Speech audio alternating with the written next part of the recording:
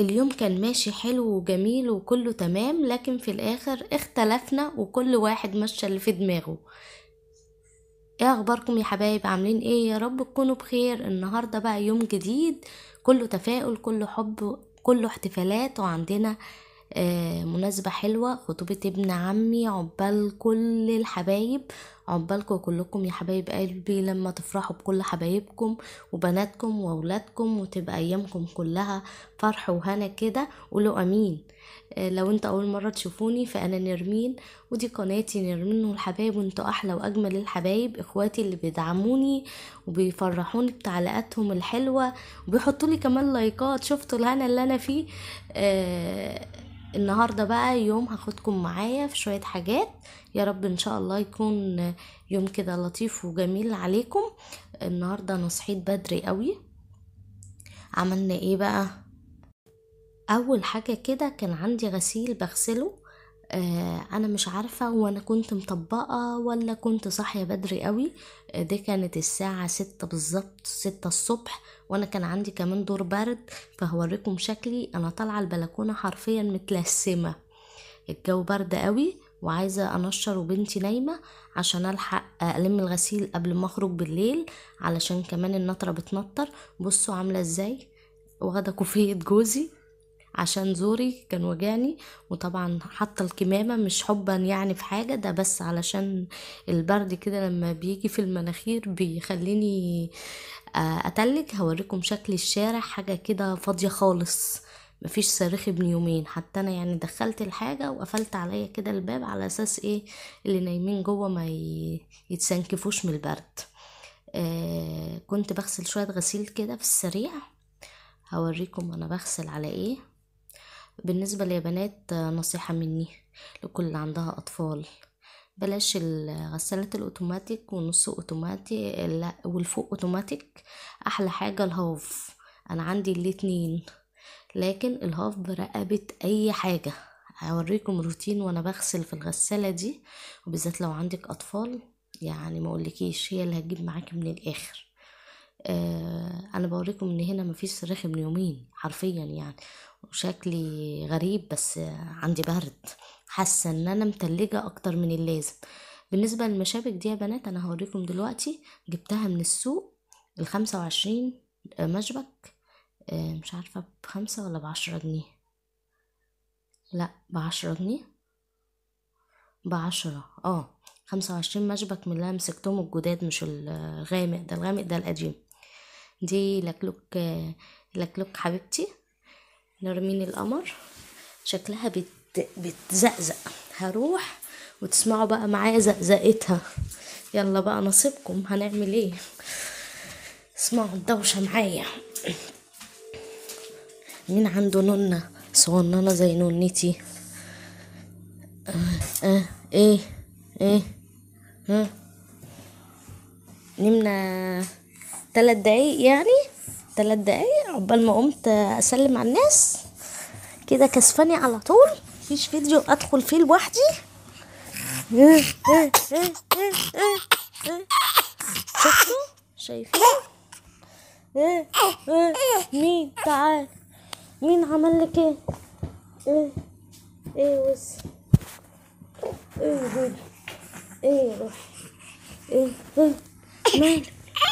بصي بننشر الغسيل مع بعض. اوعي تبصي للتليفون، التليفونات غلط يا بنات على الاطفال، اوعى حد يبص للتليفون. اي نعم هترتاحوا بس لا. بس هي مزربين عشان عندها برد، لسه رايحه بيها امبارح للدكتور، رعبني. مش عارفه الدكاتره بقت بترعب ليه الناس، يعني حاجه صعبه. انا رايحه يطمني، سودها في وشي مضاد حيوي، دواء مسكن، اداني ستال، قال لي الستال خديه علشان هي حبيبتي قال عامله زي الكبار جسمها وجعها فبتزن. انا رحت اللي هو انا مش فاهمه هي بتزن كتير، واديتها كل ادويه المغص، مغيره لها كل هدومها، ملبسها بامبس جديد، مرضعاها. فاللي هو مش فاهمه هي بتعيط ليه.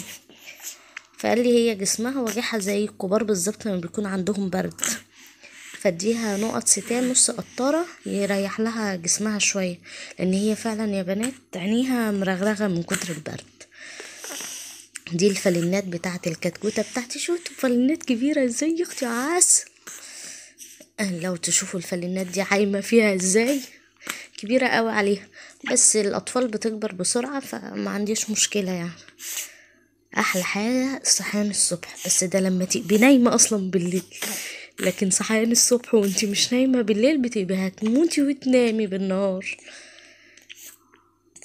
آه انا جربت غسالات كتير، بس صراحة الغسالة نص اوتوماتيك اللي هي الفوق اللي هي مروحين دي قمر قمر قمر، حلوة قوي وبتنضف ومريحة وموفرة.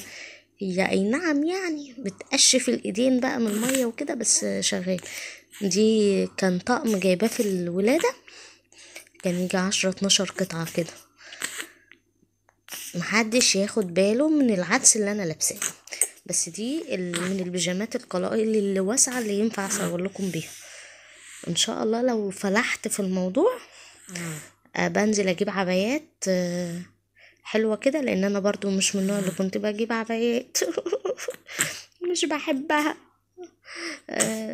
طبعا احنا في بيوتنا بنلبس بيجامات وكده، بس طبعا البيجامات بتاعت البيت مش هتنفع في التصوير. ف فلا اما اجيب بيجامات، يعني بيجامات تبقى واسعة زي الترنج ده كده، لا اما عبايات، وطبعا هيبقى الارجح عبايات. بس قولولي على الله انفع. على الله يكون خنفرة بنتي مش مضايقاكم. انا عامله لها كنت الرضعه وايه، وكانت الرضعه سخنه قوي، دلوقتي يا دوبك بردت، عامله حسابي. النهارده بقى عندي فرح ابن عمي، ربنا يا رب يكمل له على خير. وعمي ده سكر سكر سكر سكر، حبيب قلبي عم نبيل، اصغر واحد من عمامي. بالنسبه لبابايا بيحس ان هو ابنه الغالي على قلب تيتا وجده الله يرحمهم. وغالي علينا كلنا، حنية الدنيا كلها فيه، غلبان قوي طيب، وولاده عسل يعني حاجة كده. ربنا يخليهن يا رب ويديله الصحة ويشفيه. اتصل بينا وعزمنا.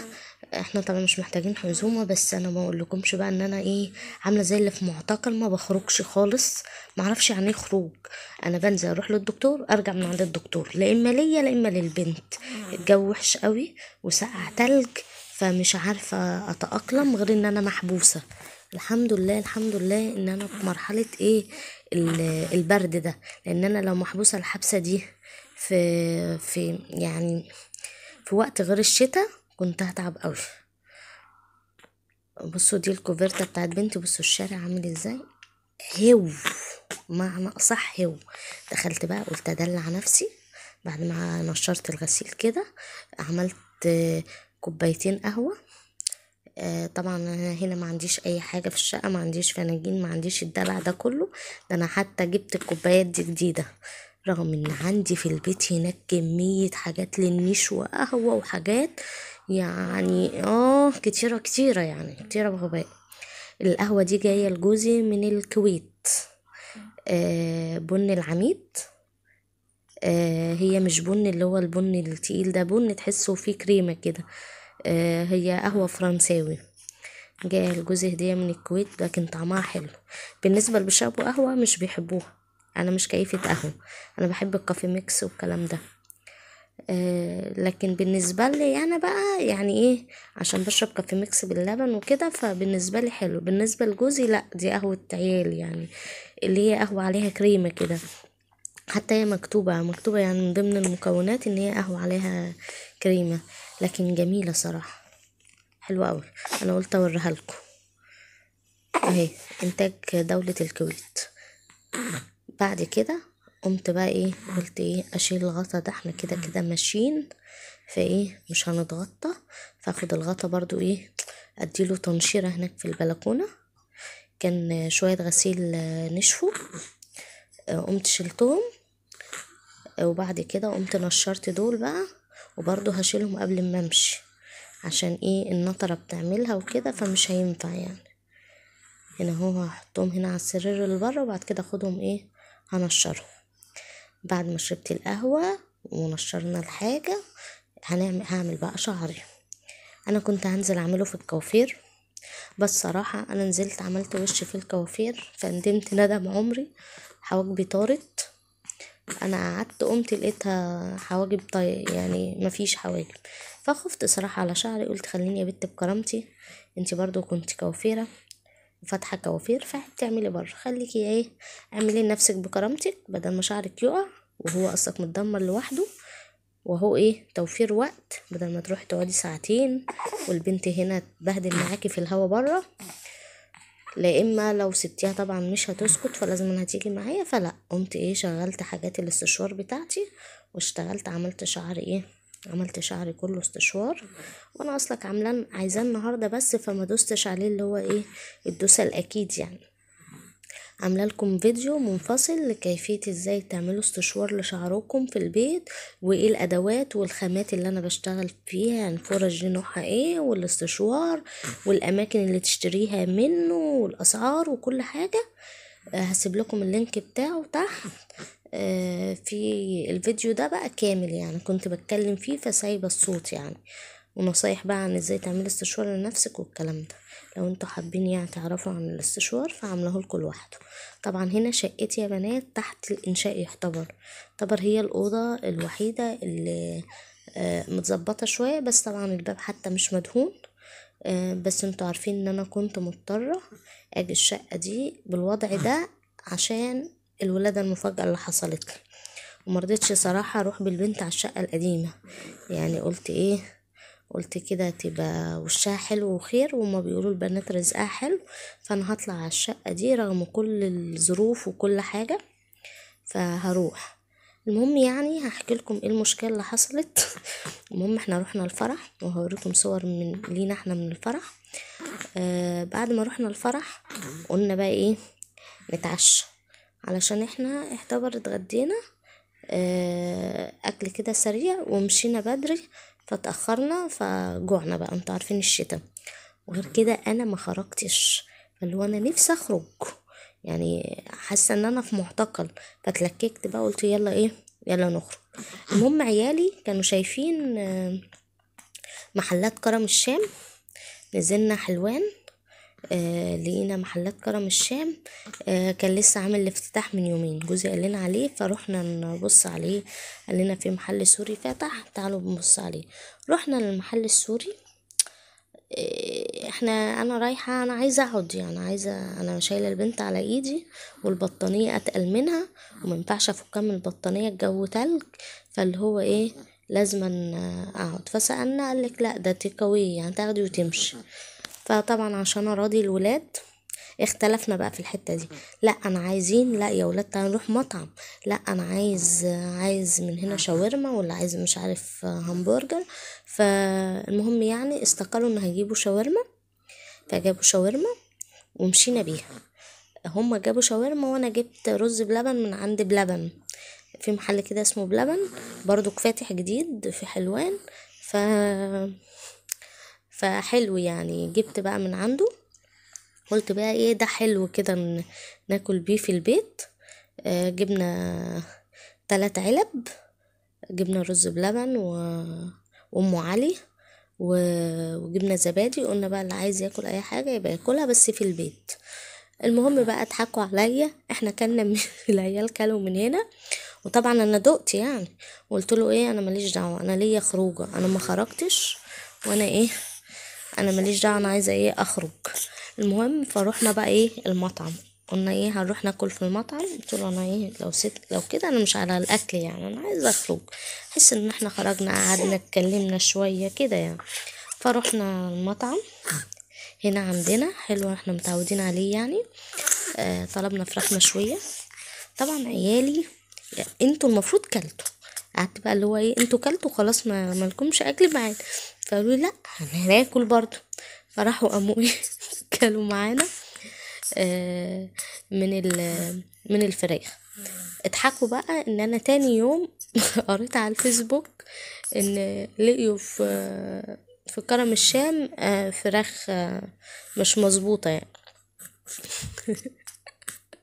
فقعدت اضحك عليا، قلت لهم احسن تستاهل، بس ايه انا كنت دقت برضو.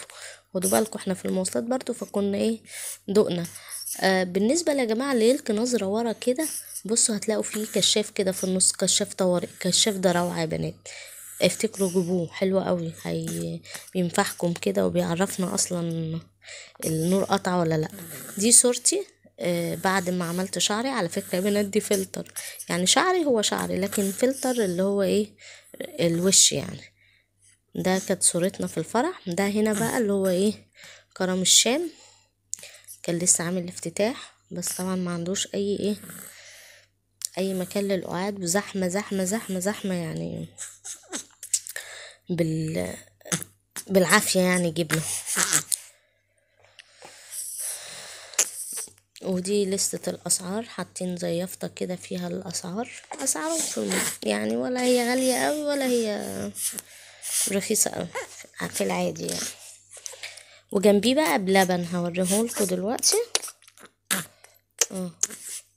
معلش على خنفورة اللي معايا دي بتخنفر اهو. ده بلبن بقى اللي جنبه زحمة اكتر منه، يعني كمان محل صغير فزحمة بقى، بس يعني ايه احلى من كرم الشام ده. وبعد كده العيال اقتنعوا ان المطعم احلى يعني، بس هو لازم يجربوا الجديد. ده المطعم ده احنا على طول بنروح فيه، حلو كده ولطيف وفراخه لطيفة. وبقى يعني خلصتي سلطة، عايزة سلطة تمام. والسلطة الكوبايات الحديد دي بنطلب يعني، ابني طلب اللي هو بتاعت السلطة اسمها ايه الويسكي بتاع السلطة دي، بتبقى مية حراقة يعني لطيفة حلوة. وتعشينا وانبسطنا وكان يوم جميل. والاختلاف ان الحمد لله اتحل يعني، وكان الاتنين ورضينا الاتنين. وروحنا كمشنا وشربنا السفن، وكان يوم حلو. عقبال اولادكم كلها يا رب يفرح قلبكم بيها، وبشكركم على دعمكم ووقفتكم جنبي. مش عارفه اقول لكم ايه، انتوا احلى اخوات بجد، انتوا اللي بتسندوني وبتهونوا عليا الايام الصعبه اللي انا فيها. دينا بنحكي مع بعض وبتنصحوني. لو عندكم اي نصيحه ليا للكتكوته اللي بتخنفر دي قولوها لي في التعليقات، واشوفكم على خير. باي باي.